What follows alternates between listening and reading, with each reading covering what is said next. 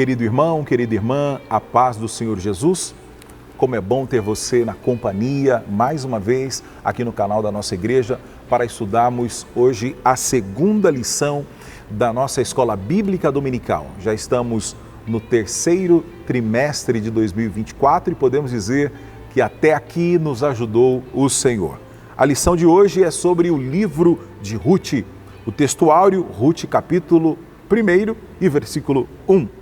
E sucedeu que, nos dias em que os juízes julgavam, houve uma fome na terra, pelo que um homem de Belém de Judá saiu a peregrinar nos campos de Moabe, ele e sua mulher e seus 2 filhos. Servir a Deus não nos isenta de crises. Em qualquer circunstância, o segredo é permanecer fiel, confiado na providência divina. Essa é a nossa verdade prática. Na lição de hoje, e para quem fez a leitura bíblica durante a semana, estudaremos, além de todo esse contexto do livro de Ruth, né, que faz alusão aos juízes, vamos estudar no contexto de anarquia e da infidelidade do povo hebreu. Quem leu, estudou sobre Israel atraído à idolatria dos cananeus, a longanimidade e misericórdia de Deus, que é sempre presente, mesmo em meio a quando o homem erra, o homem falha. O cetro não se afastará da tribo de Judá.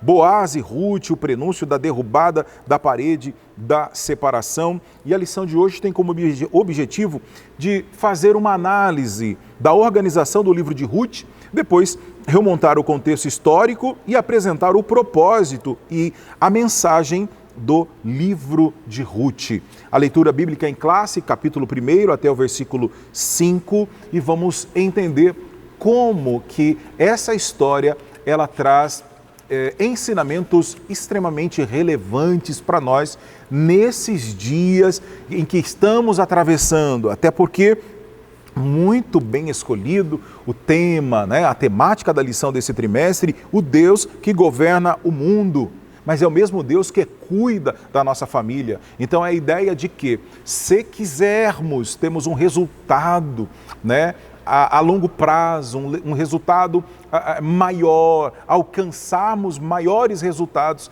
toda essa transformação deve iniciar em nós, nos valendo do conhecimento da palavra de Deus, nos valendo da devoção e entrega a Cristo. E para que isso tudo, William? Para que a nossa família seja estruturada. O Deus que governa o mundo, mas que também cuida da família. Os ensinamentos divinos nos livros de Ruth e Esther para a nossa geração é o tema do trimestre em que estamos estudando. Então, nós vamos conhecer esses assuntos. É uma lição muito importante e que eu tenho certeza que trará um rico conhecimento para você compartilhar, para a tua aula de escola dominical, e será uma bênção em nome de Jesus. Para quem está chegando agora, somos a Igreja Assembleia de Deus, Ministério do Belém, Campo de Presidente Prudente. A nossa igreja é presidida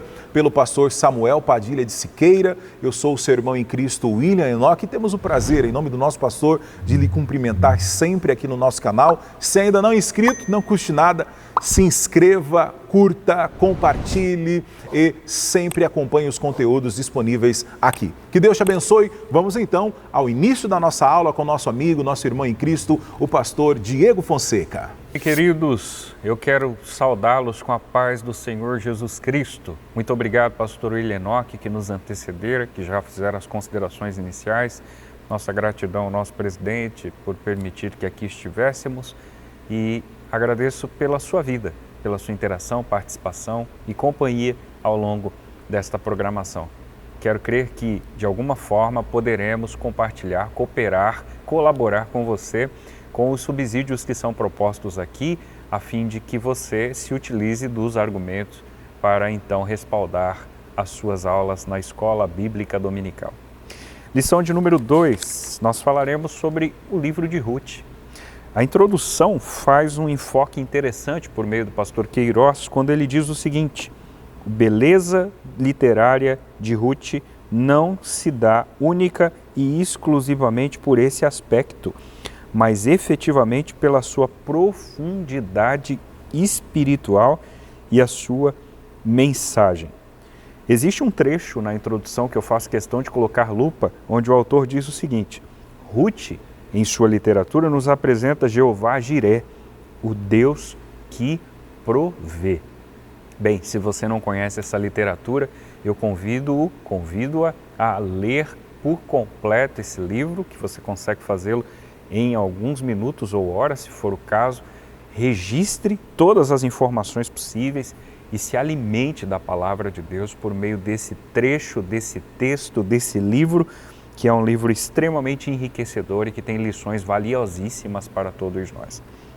Mas, em princípio, nós falaremos sobre a organização do livro. Veja o quão importante é, e aí talvez por um aspecto mais histórico e fundamental, levantarmos e coletarmos informações que trafeguem muito próximo daquilo que o livro propõe.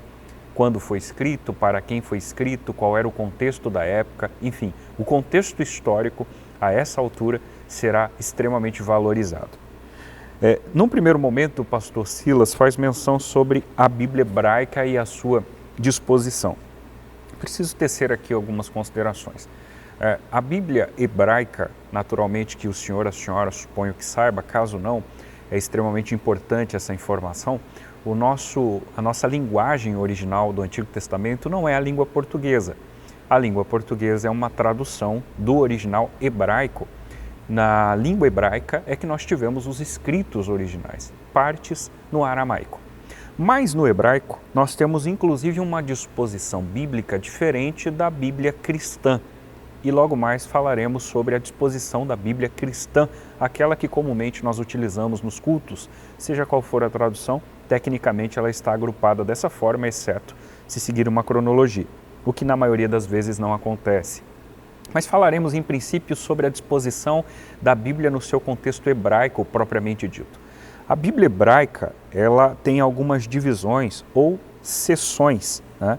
Como por exemplo, você deve conhecê-las ou já deve ter ouvido falar sobre a Torá, que diz respeito ao Pentateuco, né? Uma vez que Pentateuco é uma expressão grega, né? Penta, 5, os 5 primeiros livros bíblicos escritos por Moisés, Gênesis, Êxodo, Levítico, Números e Deuteronômio.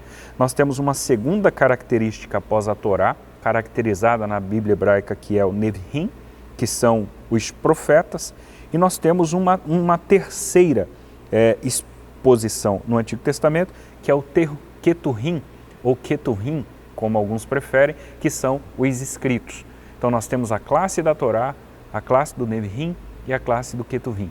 Nós estamos falando em 5 primeiros livros caracterizados como o Pentateuco, outros livros caracterizados como os escritos e outros como os profetas. Entre os escritos, que são na sua maioria 11 livros, estão os Megilot, 5 rolos que eram rolos curtos lidos publicamente ao longo de festas judaicas. Eu me refiro ao Cântico dos Cânticos, ou Cantares de Salomão, o livro de Ruth, Lamentações, Eclesiastes e Esther. Essas 5 literaturas comumente eram lidas ao longo das festas sagradas no calendário judaico. A propósito, o livro de Ruth especificamente era lido tradicionalmente na festa de Pentecostes. Você deve se lembrar dessa expressão. Pentecostes significa 50º, uma festa que ocorria 50 dias após a Páscoa. Tecnicamente, o livro de Ruth, por se tratar de algo parecido com o que essa festa propõe, era lido comumente por tradição nessa ocasião. No segundo momento, nós temos a disposição da Bíblia cristã. Então veja, nós não estamos equiparando ou comparando essa com aquela, não é sobre isso. Nós estamos falando sobre disposição. A Bíblia hebraica segue essa proposta com os termos que mencionei. Nós temos o Pentateuco, ou a Torá, o Nevim e o Keturim. Nós temos a Torá, nós temos os escritos e nós temos os profetas. A Bíblia cristã, ela divide estes mesmos argumentos veterotestamentários, isto é, os mesmos argumentos do Antigo Testamento, ao longo dos seus 39 livros, com pelo menos outras mais 3 seções. Enquanto essa Bíblia tinha apenas 3 sessões. Agora a Bíblia cristã é composta de 4 sessões: Pentateuco, poéticos, históricos e proféticos. Pentateuco, os 5 primeiros livros propostos por Moisés, os livros históricos que trafegam na Bíblia comumente utilizada desde Josué até o livro de Esther. Nós temos os livros poéticos, que vão falar de Salmos, Provérbios, Jó, Salmos, Provérbios, Cantares e Eclesiastes. E nós temos os livros proféticos, que tecnicamente são divididos entre maiores e menores. Maior e menor não necessariamente por conta do caráter, da personalidade, nada relacionado a isso, mas por conta do volume dos livros. Os maiores contemplam-se por volumes maiores, os menores são mais enxutos. Os maiores, Isaías, Jeremias, Ezequiel, Daniel. Os menores, de Oséias a Malaquias. E por fim, nós temos a autoria e data, especialmente do livro de Ruth. Com relação à autoria, a tradição maior, a saber, o Talmud especialmente, é uma das tradições milenares que regulamentam a ideia de que quem escreveu o livro de Ruth foi Samuel. Portanto, a partir desse dado, é muito possível que esse livro tenha sido escrito no século X a.C., um período onde nós eventualmente tínhamos o reinado de maneira global em Israel. Nós tivemos 3 reis em sua totalidade, antes da cisão, da ruptura que ocorrera sob a liderança de Roboão. Então nós fomos submetidos a informações de que Israel fora gerida sob as mãos de Saul, Davi e Salomão. Foi nesse período, especialmente entre o reinado de Saul e Davi, possivelmente, que Samuel escrevera o livro de Ruth. Essas são as informações de cunho organizacional, espero que ela tenha contribuído com você, mas eu volto a palavra ao pastor William, a fim de que ele trafegue a respeito do contexto histórico, assunto do tópico 2. É contigo, pastor William. Muito bem, o segundo tópico trataremos sobre o contexto histórico, porque no tempo dos juízes nós temos então essa referência e a Bíblia então não nos aponta uma data precisa para os fatos narrados aqui no livro de Ruth. O que todos nós sabemos é que ocorreram 3 gerações antes de Davi, nos dias dos juízes. Esse período durou mais de 3 séculos. Começou depois da morte de Josué, se estendeu até o início da monarquia de Israel, com a ascensão de Saul ao trono, e foi marcado por uma grande anarquia e uma profunda apostasia e infidelidade do povo hebreu.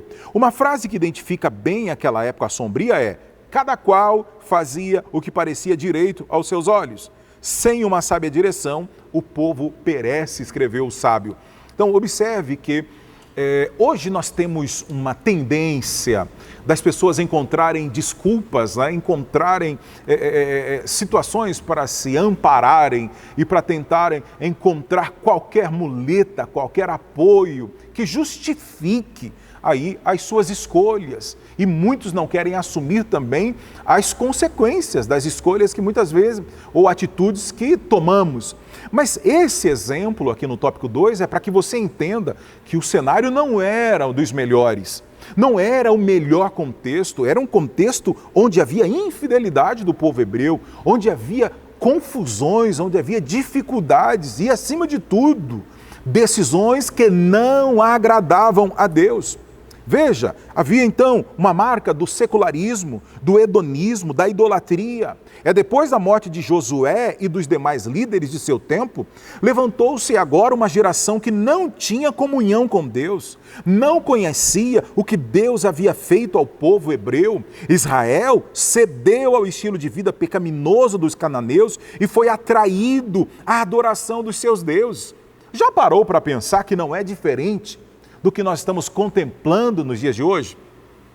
O quanto temos visto pessoas cedendo às ofertas do maligno, agradando ao adversário. Ah, William, mas isso eu não ando praticando, isso eu não ando fazendo. Pois é, às vezes essa proposta do consenso, do relativismo, do não tem nada a ver, do que está todo mundo fazendo, isso também é muito nocivo para a nossa comunhão e relacionamento com Deus. Então, a gente está estudando uma época em que você olha e fala, mas como assim o povo atraído à adoração dos deuses? Sim. Olhamos para a Bíblia e vamos ver esse reflexo nas atitudes tomadas, inclusive, nessa sociedade contemporânea, nos dias que estamos atravessando. O secularismo, o hedonismo sempre levam a grandes tragédias morais, mas também tragédias espirituais. O pervertido culto a Baal e também o culto a Astarote, que é a deusa da sexualidade, a deusa da guerra, isso passou a ser praticado pela nação hebreia em um degradante nível de imoralidade e de idolatria. E parece ser assustador, mas se tornou algo comum para eles naquele momento. Algo que não lhes causava mais espanto. A falta de uma liderança espiritualmente madura, de uma liderança comprometida com o Senhor Deus, que havia temor a Deus, também trouxe problemas. Isso causa prejuízos incalculáveis ao povo. Então, no reino de Deus, não basta ter carisma para liderar. Não basta arrastar multidões, é preciso, como escreve Paulo a Timóteo, ter um caráter aprovado diante do Senhor.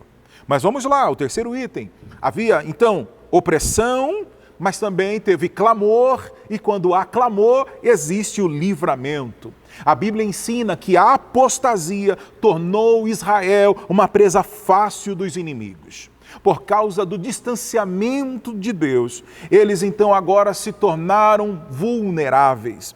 Atacavam, saqueavam as suas cidades, destruíam as suas terras, mantinham o povo sob domínio opressor por muitos períodos. E afligida, humilhada, a nação agora clamava a Deus. E o Senhor levantava juízes que não eram magistrados civis, como os que conhecemos hoje, mas eles, os que julgam nos fóruns, nos tribunais, mas eles eram os libertadores, eles eram os líderes militares. O exemplo de Otiniel, o exemplo de Baraque, o exemplo de Gideão, que foram levantados por Deus para um ofício, para um trabalho específico. Eles foram levantados poderosamente, usados por Deus para julgar a causa de Israel, livrando dos seus opressores.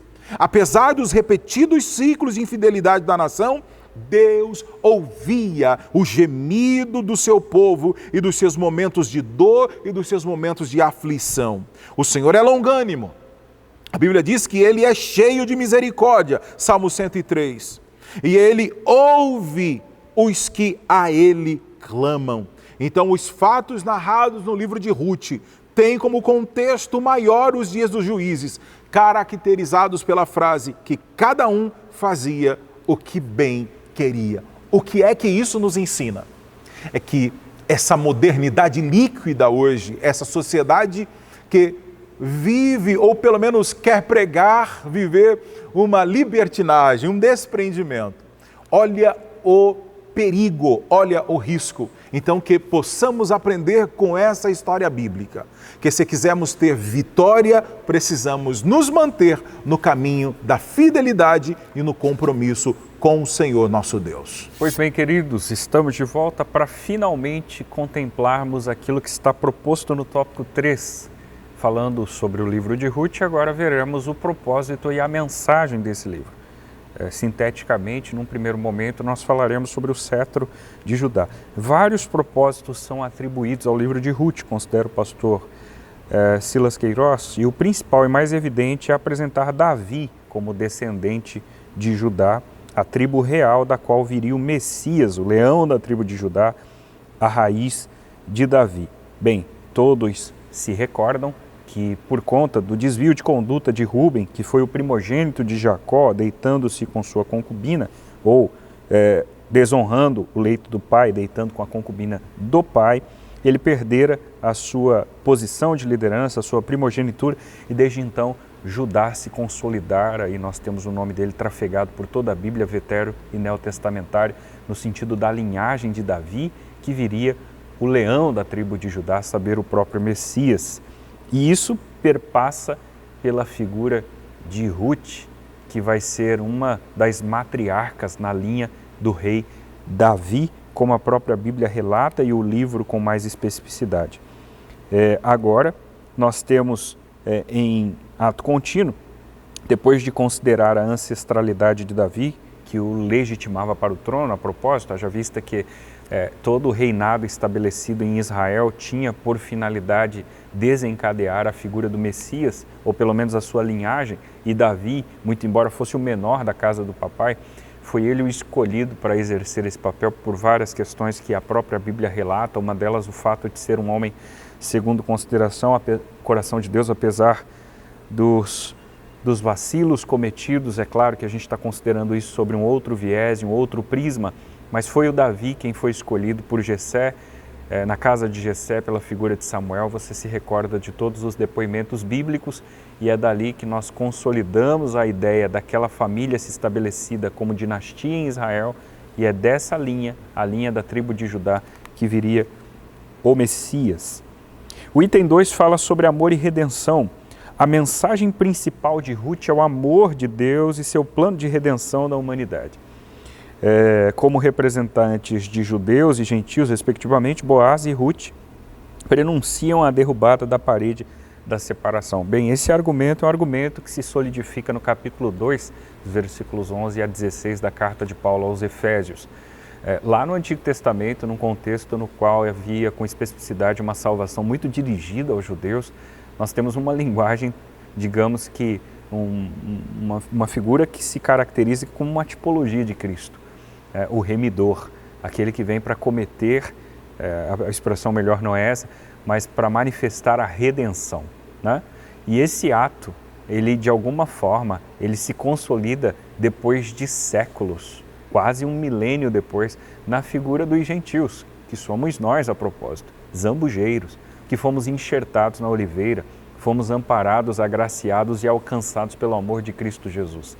Esse amor que redimiu a mim e a você do lamaçal do pecado, que Ele resgatou, limpou, lavou, purificou, nos colocou para sermos assentados entre os príncipes do seu povo, tudo isso só aconteceu por conta de uma remissão essa que foi transliterada aproximadamente um milênio antes de Cristo, especialmente, além de outros depoimentos bíblicos, na figura da literatura de Ruth, por meio da pessoa de Boaz. A redenção é vista no livro nos sentidos literal e tipológico. Literal porque de fato Ruth é redimida, e tipológico porque nós temos a apresentação de um Cristo que redime aqueles nos quais não tinham sequer o direito de serem chamados filhos de Deus.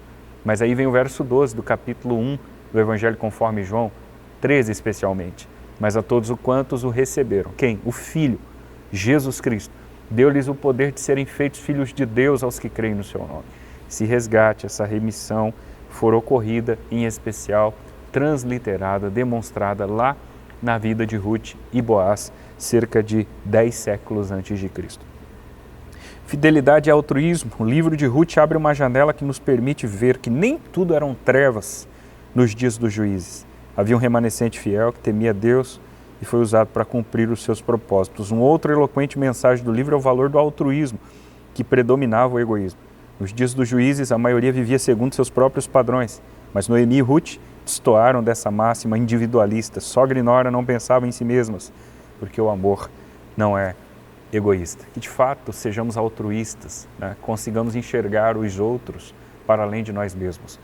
Uma certa senhora, que eu quero poupar o nome, mas muito conhecida no meio religioso, há décadas atrás, em um dos seus papéis missionários, ela foi questionada a respeito de quão incrível era aquele amor que ela demonstrava por os mais necessitados, pelos órfãos, pelos mais desfavorecidos, e como ela fazia aquilo. Ela olhou para aquelas pessoas e disse, como que a senhora pode desenvolver esse papel, como tem desenvolvido, como que a senhora pode amar tanto essas pessoas assim, pessoas menos favorecidas, pessoas maltrapilhas, malquistas, escórias da sociedade. Ela olhou para aqueles moços e disse, eu não amo eles efetivamente, eu amo a Cristo, e quando eu faço isso, eu consigo manifestar a pessoa de Cristo em mim e nas minhas ações. Então, na realidade, eu tenho um amor por Cristo que transcende todas as minhas ações, e por meio delas eu consigo, nas minhas ações relacionadas aos órfãos, às viúvas, aos menos desfavorecidos, perceber aquele Cristo que pediu para dar de comer a quem tivesse fome, beber quem tivesse sede, acolher quem tivesse frio.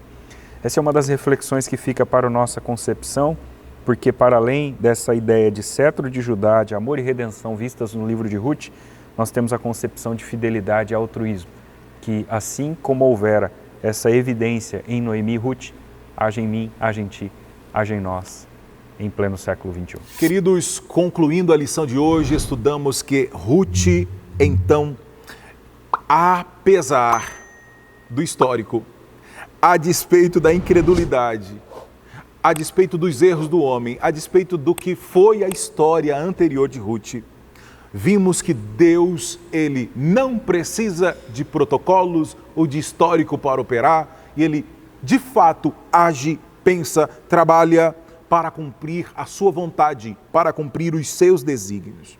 Ele nunca viola o arbítrio do homem. Deus conduz a história, Deus executa o plano eterno da redenção, sempre com perfeição. O livro de Ruth nos mostra como a fidelidade de Deus se aplica às circunstâncias comuns da vida, porque Deus sempre, em tudo aquilo que Ele faz, Deus sempre é fiel. Ele é sempre Deus. Espero que você tenha sido edificado por essa palavra.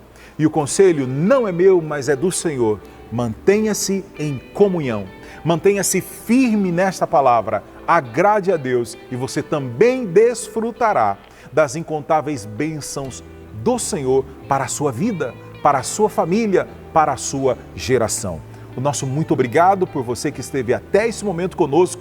Que a sua aula da escola dominical, na sua igreja, com a sua família, seja uma bênção e que você continue sendo esse instrumento poderoso nas mãos de Deus. Creia, Deus também te escolheu, Deus também te capacitou para que você vá, dê fruto e que o nosso fruto permaneça para sempre. Um grande abraço, até a próxima aula, permitindo o nosso bom Deus. Fique na paz do Senhor Jesus.